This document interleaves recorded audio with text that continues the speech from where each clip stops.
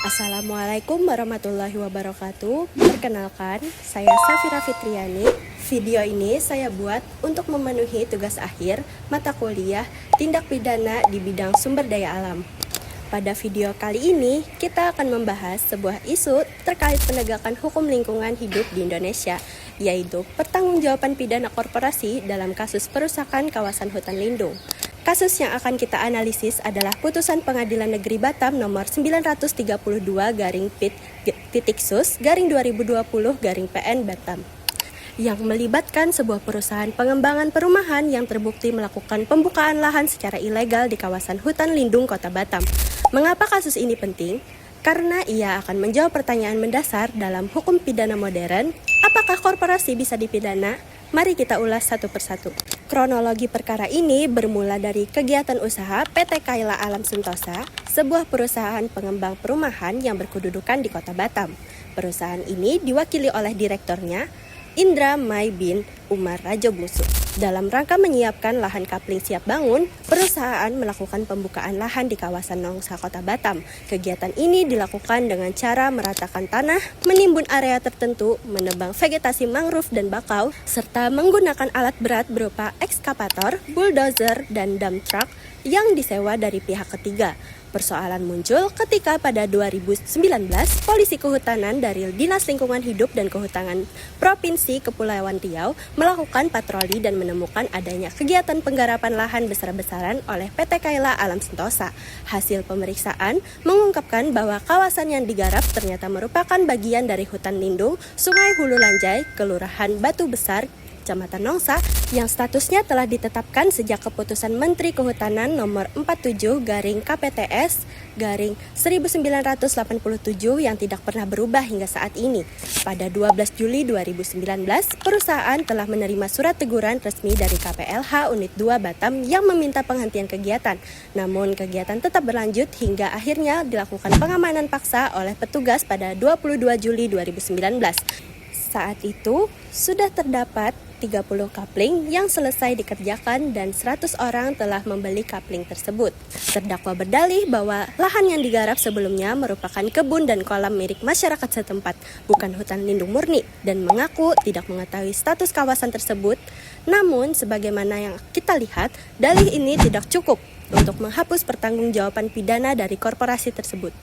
Dalam perkara ini, Majelis Hakim memilih dakwaan alternatif pertama, yaitu pasal 98 ayat 1, jungto pasal 116 ayat 1 huruf A, Undang-Undang nomor 32 tahun 2009 tentang perlindungan dan pengelolaan lingkungan hidup atau yang biasa disingkat UU PPLH.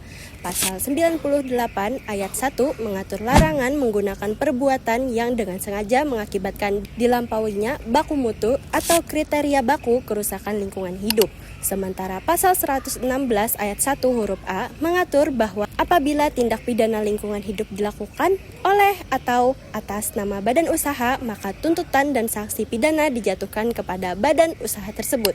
Kedua pasal ini diuji hakim secara kumulatif melalui 3 unsur utama yang harus semuanya terpenuhi. Dalam hukum pidana, unsur setiap orang merujuk pada subjek hukum yang dapat dibebani pertanggungjawaban pidana. Subjek hukum di sini tidak terbatas pada manusia sebagai individu atau naturlik person, melainkan mencakup pula badan hukum atau reh person, termasuk korporasi, yang juga dapat dimintai pertanggungjawaban pidana. Dalam perkara ini, terdakwa adalah PT Kaila Alam Sentosa yang merupakan badan hukum sah berdasarkan Akta Pendirian nomor 2 tanggal 22 Mei 2018 yang telah mendapat pengesahan dari Kementerian Hukum dan HAM. Perusahaan diwakili oleh direkturnya dalam persidangan dan identitas terdakwa telah dibenarkan oleh seluruh saksi. Dengan demikian, unsur ini terpenuhi.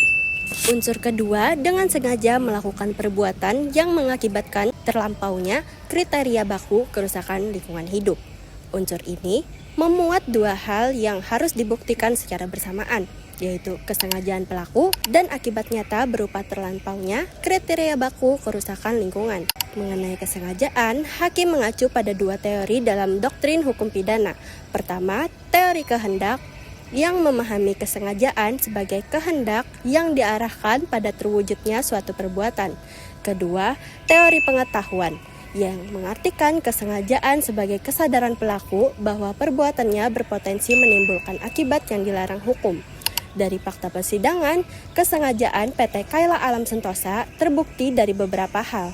Pertama, perusahaan telah menerima surat teguran resmi pada 12 Juli 2019, namun tetap melanjutkan kegiatan.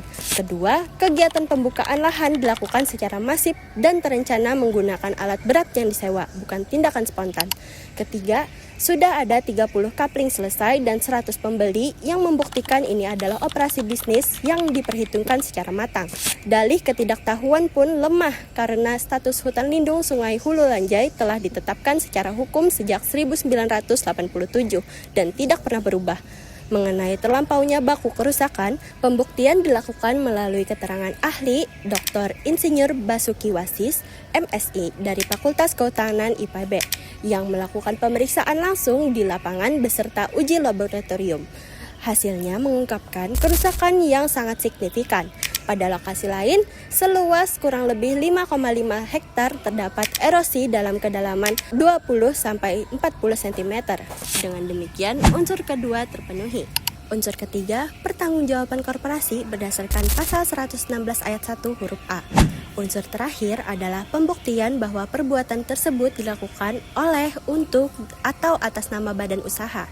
Dalam perkara ini, kegiatan pembukaan lahan bukan merupakan tindakan pribadi direktur, melainkan dilakukan dalam rangka menjalankan kegiatan usaha inti perusahaan sebagai pengembang perumahan. Artinya, perbuatan tersebut dilakukan atas nama dan demi kepentingan korporasi. Karena itu, sesuai pasal 116 ayat 1 huruf A UU PPLH, sanksi pidana dijatuhkan kepada korporasi, bukan semata kepada pengurusnya secara pribadi. Unsur ketiga pun terpenuhi. Kesimpulan dan penutup. Berdasarkan analisis terhadap seluruh unsur dalam dakwaan, Majelis Hakim menyatakan bahwa PT Kaila Alam Sentosa terbukti secara sah dan meyakinkan melakukan tindak pidana lingkungan hidup sebagaimana diatur dalam pasal 98 ayat 1 jungto pasal 116 ayat 1 huruf A UU PPLH. Ada beberapa poin penting yang dapat kita tarik dari putusan ini. Pertama, perkara ini mempertegas bahwa korporasi dapat diakui sebagai subjek hukum pidana dan dimintai pertanggungjawaban secara langsung atas tindak pidana yang dilakukan atas namanya. Ia tidak bisa bersembunyi di balik status badan hukum untuk menghindari pertanggungjawaban pidana. Kedua, ketidaktahuan atas status kawasan yang sudah ditetapkan secara hukum tidak dapat menjadi alasan pemaaf, apalagi jika kegiatan tersebut sudah dilakukan secara masif dan terencana. Ketiga, pembuktian ilmiah melalui keterangan ahli dan uji laboratorium menjadi instrumen krusial dalam penegakan hukum lingkungan hidup, terutama untuk membuktikan unsur terlampaunya baku kerusakan. Penegakan hukum pidana terhadap korporasi dalam bidang lingkungan hidup bukan hanya soal sanksi. Ini adalah pesan tegas bahwa tidak ada entitas sekecil atau sebesar apapun yang kebal dari hukum ketika merusak lingkungan. Sekian dari saya. Terima kasih. Wassalamualaikum warahmatullahi wabarakatuh.